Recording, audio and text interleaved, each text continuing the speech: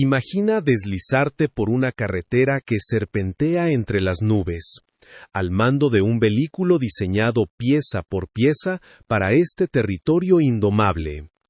Un motor que no jadea por la falta de oxígeno a más de 2000 metros de altura. Una suspensión que entiende la rugosidad de nuestros caminos, y un precio que permitía a cualquier familia mexicana soñar con la libertad del asfalto. No estamos hablando de un proyecto olvidado en el papel, sino de una industria que desafió a los titanes. Ingenieros de nuestro país lograron lo impensable: erigir una marca nacional que miró a los ojos a Ford y Volkswagen sin pestañear. Sin embargo, aquel sueño que alcanzó su cenit en los años 70 encontraría un final abrupto y doloroso en febrero de 1982. Esta es la historia de Vehículos Automotores Mexicanos, la marca perfecta que una decisión terminó por borrar del mapa.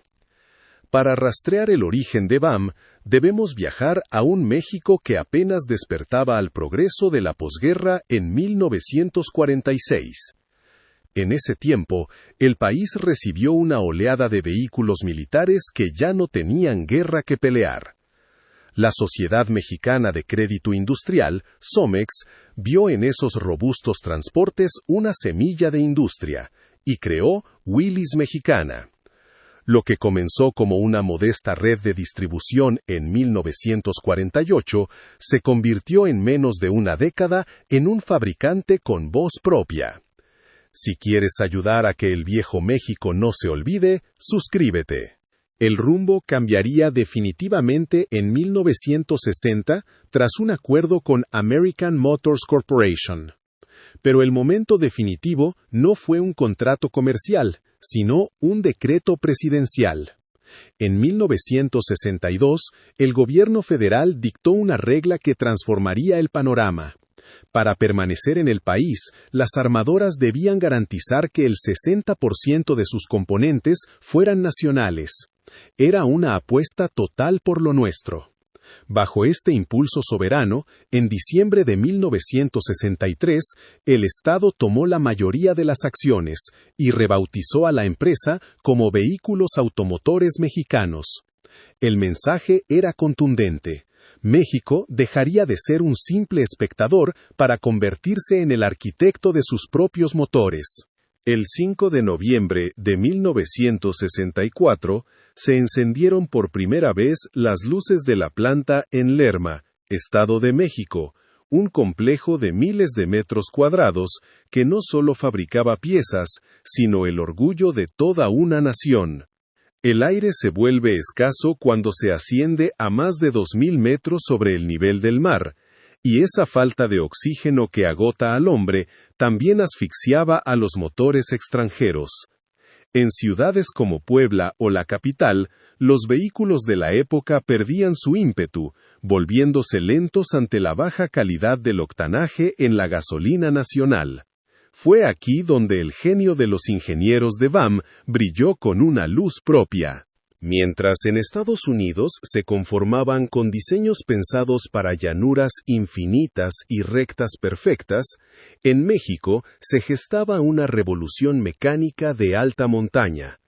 Tomaron el bloque de motor de 258 pulgadas cúbicas y, con una precisión casi quirúrgica, agrandaron el diámetro de los cilindros.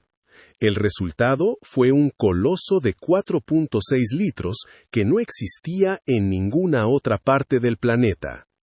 Aquel motor, el legendario 282, no buscaba la gloria de las velocidades imposibles, sino la fuerza bruta del torque a bajas revoluciones.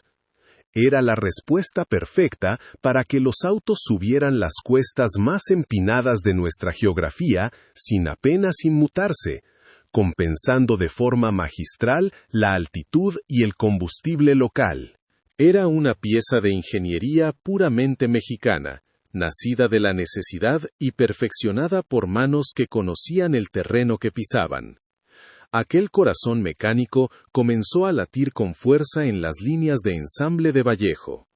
Uno de los primeros en portarlo con orgullo fue el Rambler American, un compacto que desafió la idea de que un auto de dimensiones contenidas debía ser débil. Con sus 90 caballos de fuerza iniciales, este vehículo se convirtió en el compañero de viaje de miles de personas que buscaban fiabilidad en un país de contrastes. Lo que en 1960 inició con apenas 26 agencias distribuidoras y poco más de 300 unidades vendidas, pronto se transformó en una avalancha de confianza nacional.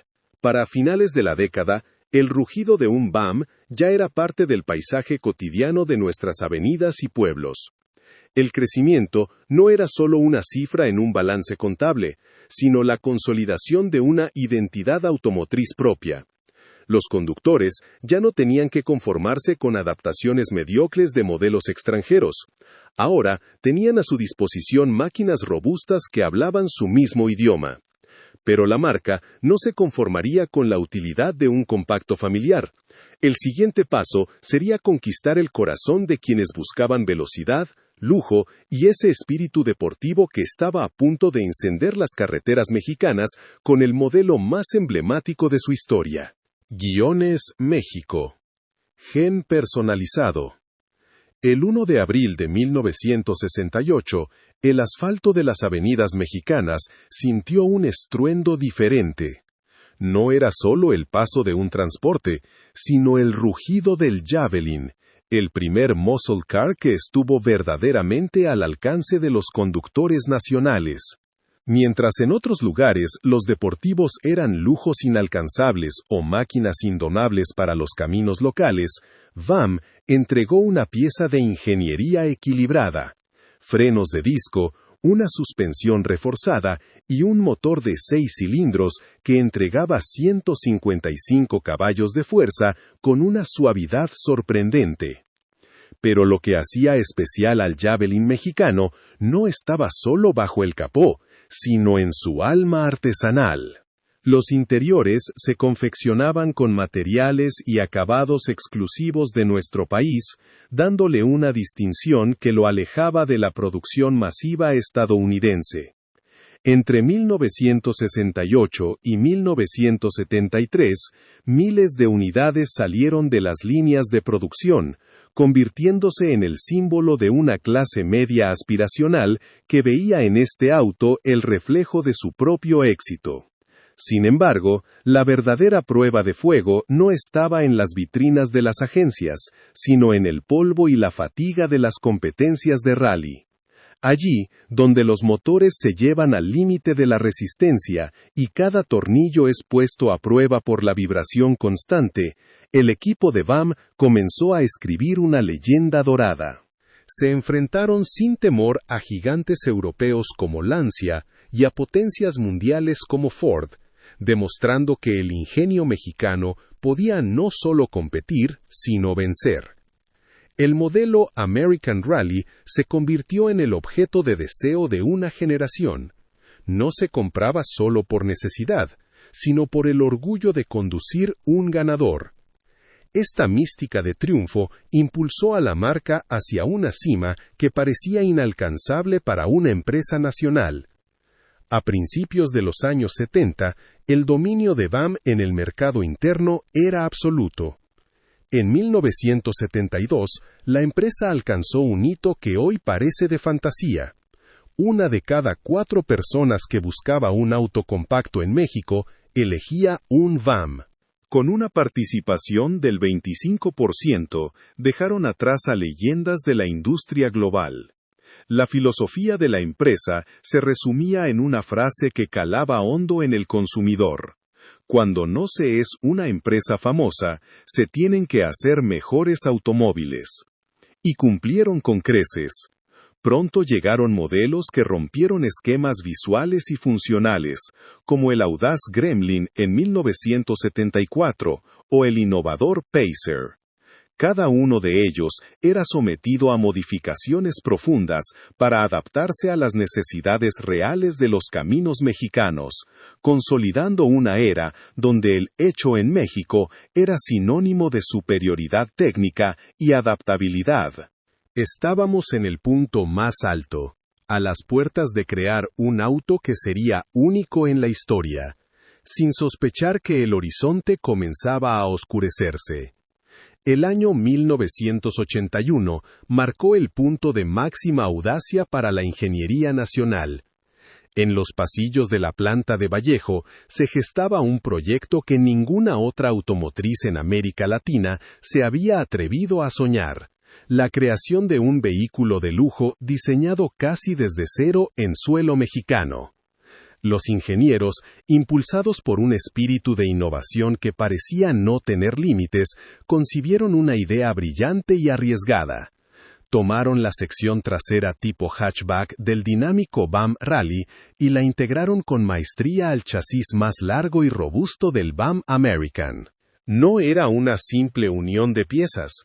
Era un proceso casi artístico que requería cortar y soldar el acero a mano, con una precisión que desafiaba la producción en serie de la época. Aquel prototipo, conocido internamente bajo el misterioso Código 90, necesitaba un nombre que estuviera a la altura de su origen. A través de un concurso entre los propios trabajadores de la empresa, surgió el nombre definitivo: Lerma. Era un homenaje a la tierra donde latía el corazón de sus motores, una forma de sellar el pacto entre la máquina y su lugar de nacimiento. La presentación del BAM Lerma fue un evento que paralizó a la audiencia nacional. El 30 de noviembre de 1980, mientras las familias mexicanas se reunían frente al televisor para ver el drama de la película Love Story, la pantalla se iluminó con la figura de un auto que personificaba el sueño posible. El Lerma no era solo una silueta elegante de 2 o 4 puertas, era una declaración de principios. En su interior, el aroma del tapizado exclusivo y el brillo de los rines de aluminio hablaban de un refinamiento que nada tenía que envidiar a las marcas de importación. Bajo el cofre, el poderoso motor mexicano de 4.6 litros aseguraba que el lujo no estuviera reñido con la potencia. Durante su primer año, casi 2.000 unidades recorrieron las calles, demostrando que el público estaba listo para abrazar una identidad automotriz propia.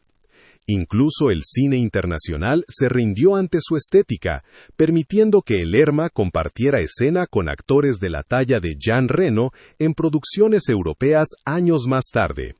Entre 1960 y 1983, la planta de Vallejo vio nacer a más de 272.000 vehículos. Cada uno de ellos era un testimonio rodante de empleos generados, de soberanía tecnológica y de una victoria silenciosa contra la dependencia del extranjero. México no solo estaba ensamblando autos, estaba imaginando, diseñando y fabricando una realidad distinta. Sin embargo, mientras el Lerma brillaba en las agencias como la joya de la corona, en los despachos gubernamentales y en los mercados internacionales se gestaba una tormenta de cifras y deudas. El orgullo de haber construido una industria nacional estaba a punto de enfrentarse a su prueba más amarga. Febrero de 1982 acechaba en el calendario, trayendo consigo una marea de incertidumbre que amenazaba con sumergir todo lo que los ingenieros mexicanos habían levantado con tanto esfuerzo durante décadas. La economía es un gigante invisible que, cuando tropieza, suele aplastar los sueños más brillantes bajo su peso. El sexenio de López Portillo, que había prometido administrar la abundancia sobre una montaña de petróleo y deuda, terminó por convertirse en una pesadilla de cifras rojas. Para finales de 1981, el país estaba contra las cuerdas, y el 18 de febrero de 1982, el golpe fue definitivo. En un solo día, el peso mexicano se fracturó, pasando de 26 a 37 por dólar. Fue una hemorragia financiera que nadie pudo detener. Para agosto, la moneda se había devaluado un 80% y la incertidumbre se respiraba en cada esquina, en cada mesa y en cada línea de producción. VAM, al ser propiedad mayoritaria de Somex, se encontró de pronto en el epicentro del desastre. Las deudas en dólares se volvieron impagables de la noche a la mañana, y el mercado interno, aquel que una vez había abrazado con fervor al Rambler, simplemente dejó de existir porque ya nadie tenía dinero para comprar un auto. En medio del caos, cuando la suspensión de pagos era inminente y las fábricas comenzaban a sumirse en un silencio sepulcral, los ingenieros mexicanos seguían demostrando su valía. Mientras el mundo financiero se derrumbaba, ellos trabajaban en la adaptación del motor de 6 cilindros para la nueva Jeep Cherokee que American Motors planeaba lanzar. Aquel esfuerzo técnico fue tan excepcional que influyó directamente en el desarrollo de uno de los vehículos más icónicos de la historia automotriz mundial. Pero el reconocimiento técnico no fue suficiente para salvar a la empresa de la tormenta política. Secretos del Viejo México existe para que nuestra historia no se olvide. Suscríbete. En 1983, el gobierno tomó una decisión que todavía resuena como una herida abierta en la memoria industrial del país. En lugar de rescatar a la automotriz que había conquistado el mercado nacional, el Estado le pagó a Renault $200 millones para que se hiciera cargo de la empresa y sus deudas. Fue un final paradójico y triste. México entregaba dinero a una corporación extranjera para que se llevara su propia joya industrial. Los últimos Ramblers salieron de las bodegas en febrero de 1984. Unidades austeras que marcaban el final de una era de 23 años y cientos de miles de vehículos producidos. Renault intentó llenar el hueco con modelos europeos, pero la magia se había evaporado. Para 1987, la marca francesa también abandonó el país, vendiendo los restos de lo que fue VAM a Chrysler, borrando así el último vestigio físico de la marca. Hoy, cuando un VAM American todavía circula por las calles, no vemos simplemente un montón de metal oxidado y nostalgia. Vemos el testimonio de lo que pudimos ser, una potencia capaz de diseñar, innovar y fabricar bajo sus propias reglas. Perdimos una automotriz que entendía que México necesitaba algo más que un transporte. Necesitaba máquinas capaces de conquistar la altitud y la geografía de nuestra tierra. La desaparición de VAM no fue el resultado de una mala ingeniería o de la falta de preferencia del público, sino de una estructura económica que prefirió el camino fácil de la entrega al extranjero antes que la protección de su propio ingenio.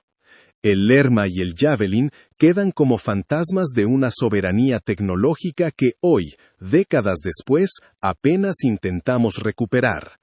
Cada vez que alguien restaura uno de estos autos, está rescatando un pedazo del orgullo nacional que se nos fue entre las manos en aquel fatídico febrero de 1982. En los rincones más profundos de los mercados de la Ciudad de México, el domingo despuntaba con un aroma metálico y reconfortante que escapaba de los grandes tambos de metal.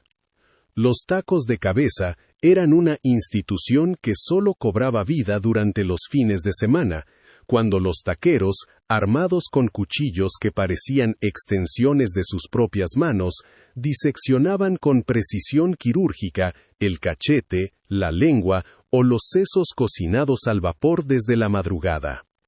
Por apenas 50 centavos o $1 en los años 60, un trabajador podía encontrar en la esquina de su barrio un manjar de texturas suaves y calientes que le devolvía el alma al cuerpo. Era un ritual de proximidad, donde el cliente señalaba con el dedo la parte exacta que deseaba, y el taquero, entre nubes de vapor, entregaba un bocado de historia urbana que hoy, ante las nuevas regulaciones y el paso del tiempo, ha perdido esa mística de lo que se consume con el sol apenas saliendo. Mientras tanto, en el sureste mexicano, Yucatán y Campeche se teñían de un naranja vibrante bajo la sombra de los flamboyanes. El domingo en el Mayab no se entendía sin el ritual de la cochinita pibil, ese legado ancestral que se entregaba a la tierra en el horno del pib. El achiote y la naranja agria penetraban las fibras del cerdo durante una noche entera de entierro bajo piedras calientes, emergiendo al amanecer con un aroma ahumado que inundaba los solares. No había domingo en Mérida o Campeche que no viera a las familias congregadas alrededor de una mesa rebosante de tortas de pan francés o panuchos, donde la cebolla morada encurtida y el picante habanero ponían a prueba la resistencia y el orgullo de los comensales. Era una cocina de paciencia y respeto por los elementos, un sabor que se sentía eterno y que hoy, aunque se ha globalizado, sigue guardando su mayor secreto en el calor de las piedras y el aroma de la hoja de plátano quemada. Pero más allá de los grandes protagonistas regionales, existía un hilo conductor que unía todas las mesas dominicales del país: el arroz rojo con plátano macho frito. Aquel no era un platillo de gala por sí solo, sino el cimiento sobre el cual se construía la felicidad familiar. Las madres mexicanas dominaban el arte de esponjar el grano y teñirlo con el caldillo de tomate perfecto, coronándolo con rodajas de plátano dorado que aportaban ese contraste dulce tan necesario frente a los guisos salados. El arroz era la señal inequívoca de que la mesa estaba puesta y que la prisa de la semana había quedado fuera de la puerta. Secretos del Viejo México existe para que nuestra historia no se olvide. Suscríbete. Para el México obrero de las colonias populares como Tepito o la Peralvillo, el domingo tenía el sabor de la pancita o el mondongo. Aquel caldo rojo y transparente, cocinado con la humildad de la panza de res y el perfume del epazote, era el punto de encuentro de los trasnochados y de quienes se preparaban para la jornada de descanso. Se servía en platos de peltre, bien caliente, rodeado de recipientes con orégano seco y cebolla picada que cada quien administraba con celo. Era un desayuno de resistencia, una medicina tradicional que curaba la cruda y fortalecía los lazos entre vecinos que compartían el mismo vapor en locales pequeños de sillas de madera. Aquella pancita era el recordatorio de que, incluso en la carencia, el domingo podía saber a banquete si se compartía con el mismo anhelo de comunidad.